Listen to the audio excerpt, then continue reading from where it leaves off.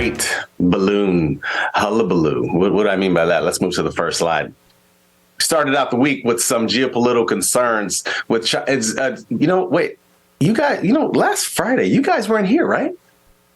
That's correct. There was a balloon that started somewhere that came out of nowhere last Friday. Right here. Coincidence? I'm just pointing out stuff. That's all. You mean the weather balloon? Yeah, the weather balloon.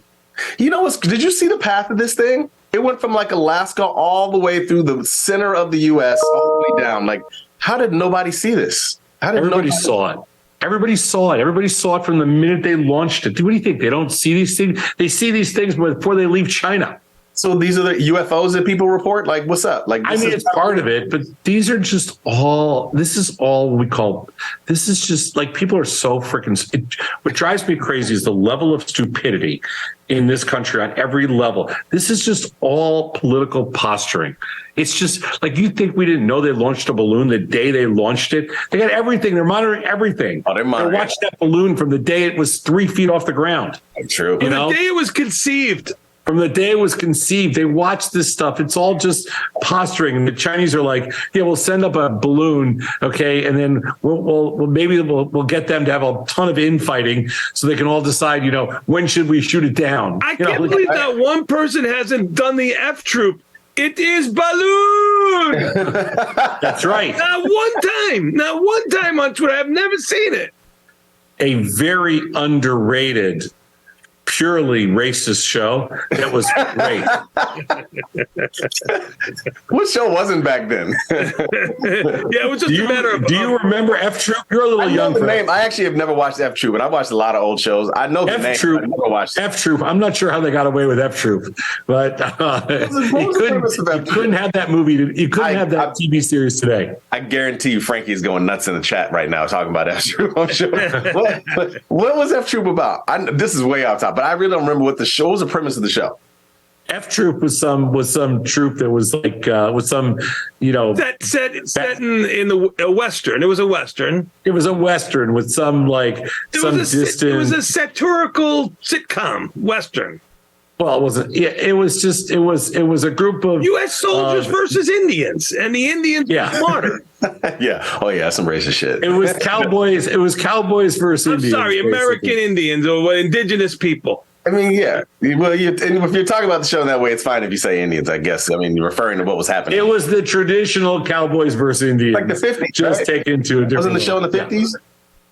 60s. 60s? Oh, okay. 70s, I think. Well, yeah. I mean, I didn't expect so much spirited debate over the first item, but it was just kind of. Look, the best one I remember was they had a Play Brave club instead of Playboy club.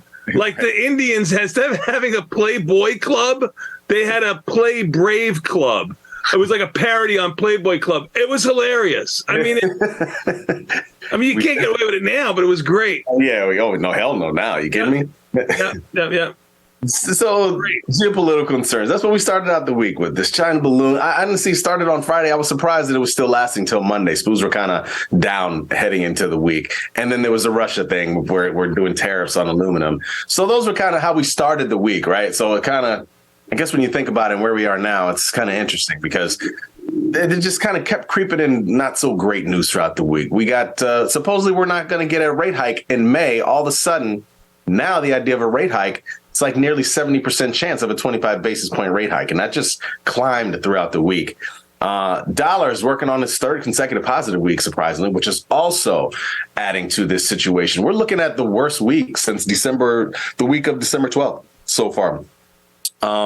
Google, another one, man. I mean, Google's been rocked this week. What do you guys think about this move in Google this past week? I think it's overdone. Seems like it, right? I think Google will buck the trend today and be higher. I don't know how much higher, but it'll be. I think it's oversold. It's higher by 20 cents. What can't you get right?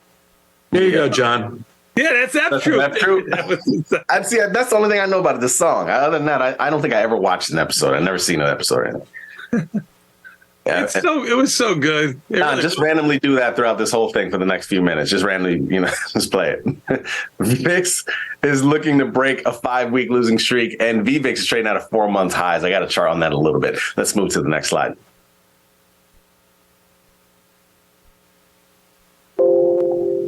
So yields, man, look, 2-year yields. When we had the unemployment, God, why do I keep saying that? When we had the employment report, we dropped pretty big in yields, right? And then we had FOMC, which I think on that Wednesday and partly on that Thursday, we were almost under 4% on the 2-year yields for a little bit. And then ever since we've had the Jan employment report last Friday, we've been on the march. So yields have started to pick back up again. We're hearing more about that 210 inversion. It's the worst I think it's been since the 80s now. It's worse than what it was in past December. So yields are starting to climb back again, which means, people are starting to expect more out of rates. And like we said, we're expecting possibly a rate hike in May now. And so I don't know if we're gonna have a little bit of trouble to try to get higher, right? I think we've touched 4,200 on the SPOOs, and that's been the top more recently. But we still need to break through that ceiling to get some real activity.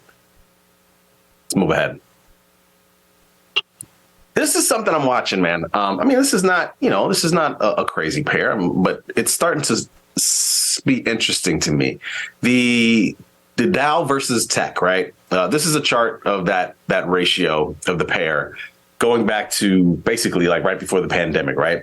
Tech was winning throughout the pandemic, which, of course, tech was rising big time, we know. Kind of got quiet for a little while there in 2021. Dow took off last year, and that was on the winning side. Is tech going to take over again? We've had a big start to the year with tech. Dow, most of the past month, when tech was really taking off, Dow was kind of quiet and or down. We've seen the names like the McDonald's and the UNHs. All of them have been kind of, weak this week. So I'm curious to see what type of year is this going to be. Is this going to be a tech winning year, or is this going to be a Dow winning year? What do you think? Well, everybody was pretty sure it was going to be a Dow winning year. So far, it's been all tech. Yeah, very much so. Dow's been going like sideways comparative to. Yeah, everybody thought towards the end of last year this was going to be the continuation of the Dow year, but it's been all tech. And all tech so far, surprisingly so. Mm-hmm. But who knows? Maybe this Google sell-off is going to lead to something. Who knows? I don't know. Mm-hmm. Let's move to the next slide. So this is what we're talking about, man. And this is how VVIX more so than VIX. VIX is pushed back up. We're sitting around 20.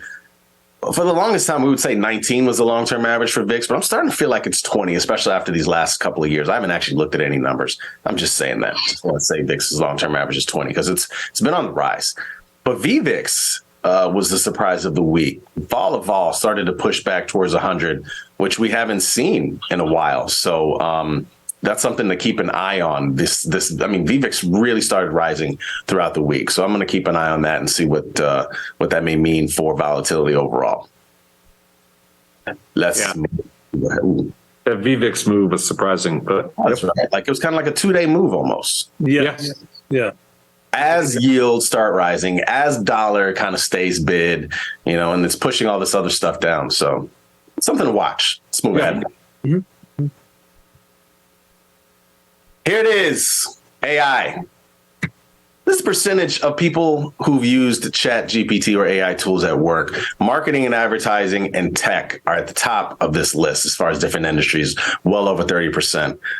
You see the rest here, but of course, this is the slide to talk about what's been going on, man. I mean, you got Microsoft has really been on the move. Well, I shouldn't say really been on the move, but it hasn't had much of a downtick. Let's just say that. NVIDIA has really been on the move more than Microsoft. I think NVIDIA's up like 60% on the year so far. And Google is Google obviously has been in the opposite direction. We all kind of know the story at this point. For those who don't know, basically Google got rocked because of, they kind of chose the wrong horse in the race, and apparently it didn't go well on a test. Who knows? Whatever. But they've been punished. Baba and Baidu have been on the move more recently. And then there's the smaller guys, this AI, the BBAI, the Sounds. These have been some of the other names, but these are the names that I've been noticing moving the most off of AI related stuff. Paying attention to this crap? What do you think? We have positions on it in almost all of them. I mean, not AI, BBAI or SOUN, but the rest of them we trade.